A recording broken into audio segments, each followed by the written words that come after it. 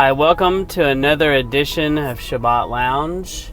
And as always, I appreciate you listening, and I always ask for a like, a comment, a subscription, and subscribe to the podcast. And wherever you find this, wherever you listen to it, share it with someone if you find it to be useful and worthy of your time. And anyway, I just appreciate you listening today. And today I find myself stuck in traffic. So this was a day when, I get up early in what I do, and I've been up and going since 6 o'clock this morning, and I have people to see today.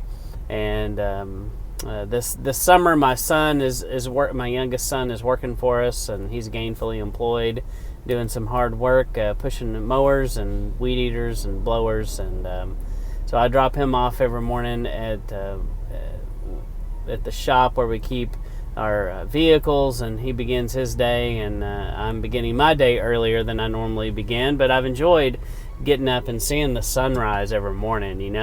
If you don't do that, you forget how beautiful, what a thing that we get to witness every morning. Just an incredible sunrise almost every day. And every day you got to thank the Father that yet again you live to see one.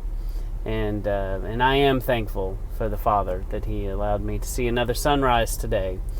And but as I headed out this morning on my journey, I went into the office to work for a little bit, and because it was too early to show up, and then I worked a little bit, and then headed out. And as I started heading out, the map is telling me, "Whoa, traffic," and I'm like, "What?" And so I went around one traffic thing, and then it was telling me, "Wait, there's even more traffic, another wreck in front of you, and here's the paid toll road. You should take this." And I'm like, I don't want to pay.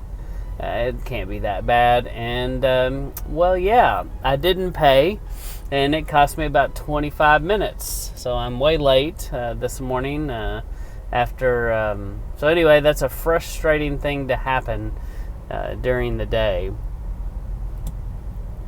Last night I was watching a show about Africa, and they were it was PBS, and they were talking about the Nile River, and it was just fascinating, showing you the source of the Nile River, and followed it all the way to the Delta and where it empties out into the Mediterranean. It's such an unusual river for us here in Texas, because everything in Texas goes south except for a couple of things, and all our water's running down to the Gulf of Mexico, and Africa there, the Nile runs north, and that's just, it's hard for me to wrap my mind around that sometimes. But anyway, it took you on this journey, and part of this journey,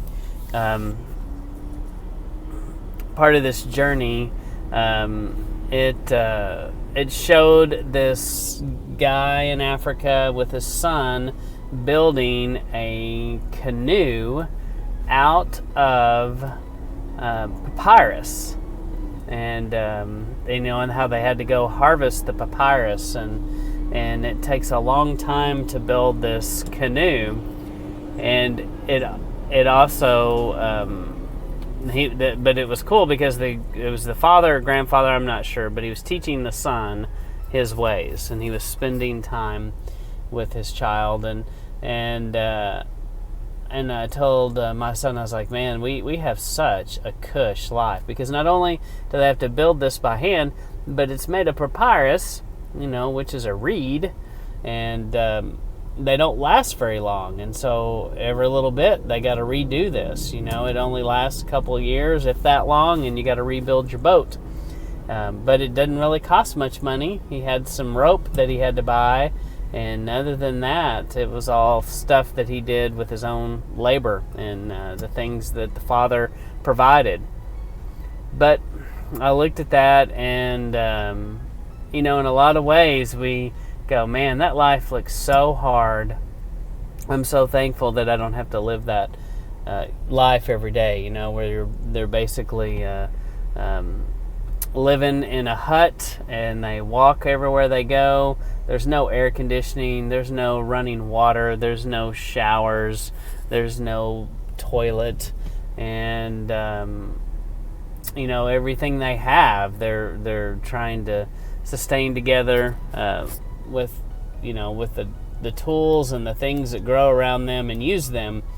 And in a lot of ways, that just seems overwhelming in the life that we live. And how ironic for me to watch that show last night about living that simple life. And here I am, staring at a sea of red taillights as far as I can see in the east. And, my life seems so far apart from that man and that child. But the reality of it is, our roots, our agricultural roots that we read about in the Bible, much more closely resemble the man building the canoe with the son. And there is a reason for that. That is the way the Father intended for us to be. He set up these family units not to be isolated things where all of us go different directions. In my house, on the typical morning, we get up and we're going all over. So there may be someone, in a couple of counties away, they've got to go, and then I drive all over. I'm driving, 100 plus miles a day, filling up my truck every about 3 days. I got to fill up, and we go all over, and then we come back in the evening, and I'm always so thankful everybody made it, because but it's such a crazy rat race life that most of us find ourselves in. And I don't believe that is from the Father. It absolutely isn't, because the Father intended for our families to be together. He intended for our families to be close and work together and play together, live together, and eat together, fellowship together. And when we do this, rat race thing, so many of us were by ourselves or we're with other strangers all day. And a lot of times strangers who definitely do not share our values and don't think the way we think. And so anyway, those are just kind of my random thoughts for today. And I do long for the time when families can be together, when they don't have to go all different directions and to try to earn a living. But in reality, sometimes I do question this whole business and think to myself, could you take a run at this? And I do know some people that homestead and have chosen to get out of the rat race, but it's a sacrifice. They have an outhouse. They have no running water in their house. He finally installed a hand pump in the kitchen for his wife, and that seemed to help them, and they appreciated that and made their life a little easier. And then they run on solar and wind power and battery backup and kind of use electricity sparingly, and then they can and they grow and produce food from the land, and it is a lot of work, but it's a lot of work that they're doing with their entire family. So there is a beauty in that. And you think about American life 150 years ago. My great-grandfather farmed 100 acres with a farm-all tractor and some two-row implements, and it took everybody working together, mom and dad and all the children, and sometimes their neighbors. And so they got real close with their neighbors. Their neighbors, a lot of times, probably in this case, they were already family, but you do. It's a different mindset. It's a different way to think, and we're also urbanized, and And we've pretty much bought into the lie that we have to live a certain lifestyle, that we can't function without our air conditioning, without our electronics, without all our stuff and things, and our leisure time and our rest time. And look at us. Look at us. What do we have to show for it? Well, we have a lot of stressed out people, a lot of unhappy people, a lot of people that turn to more and more stuff to fill this hole, and turns out it just doesn't ever get filled up and just seems to get deeper. And we have a lot of overweight people. A lot of us, myself included, have more weight on us than we should. And a big part of that is our diet and our leisure activities. Let's face it, most of us don't get enough sleep. We don't eat right. We eat garbage. We eat this system of man-made food, which, you can questionably wonder, is it really food? It's this processed junk. It's, a lot of corn, just a lot of stuff that's GMO'd and sprayed with chemicals that we probably shouldn't ingest in our bodies. But yet, once again, we have allowed this world to be so hijacked, and mankind continues to buy the lie that basically was told at the garden and has been told forever, that we can be as smart as God. We can know what He knows and do things as good. We can actually play God. Look at how we can make the desert bloom. We can take places like Arizona, Saudi Arabia, in the deepest, driest, largest deserts in the world. We can drill holes in the ground and produce water wells and produce crops and throw enough fertilizer on it to make anything grow. And we can. A lot of people say we can change the weather. It doesn't take much research, and you'll see that there's evidence that we have seeded clouds, and we've caused it to rain and steered storms, and we know that that kind of thing has happened. Since the 50s, we've been able to mess around with weather and kind of get it to do things we want it to do. So, and then look at all the stuff we do with life. We decide we're going to murder all the babies under 2, basically. It sounds very biblical, very familiar, doesn't it, with what we saw in Yeshua's day and then in Moses' day at the Nile River. Definitely the enemy is coming hard at us and is trying to take us out. And one of the easiest things one of the best illustrations I've seen in this was in Chronicles of Narnia. Yes, I've learned a lot about C.S. Lewis, and I'm not as crazy about C.S. Lewis as I used to be, but there is some truth in Chronicles of Narnia, and they go into this house where there's all these pleasures and these fun things, and it kind of looks like Las Vegas for these kids, and there's candy, and they just keep eating this stuff, and pretty soon they've lost all track of time, and they have no idea that they've been in there for days, and it feels like they've been in there for 5 minutes. And that's exactly what is happening to so many of us. We get sucked into our phones, sucked into work, sucked into a game, and we just lose all track of time and have no idea.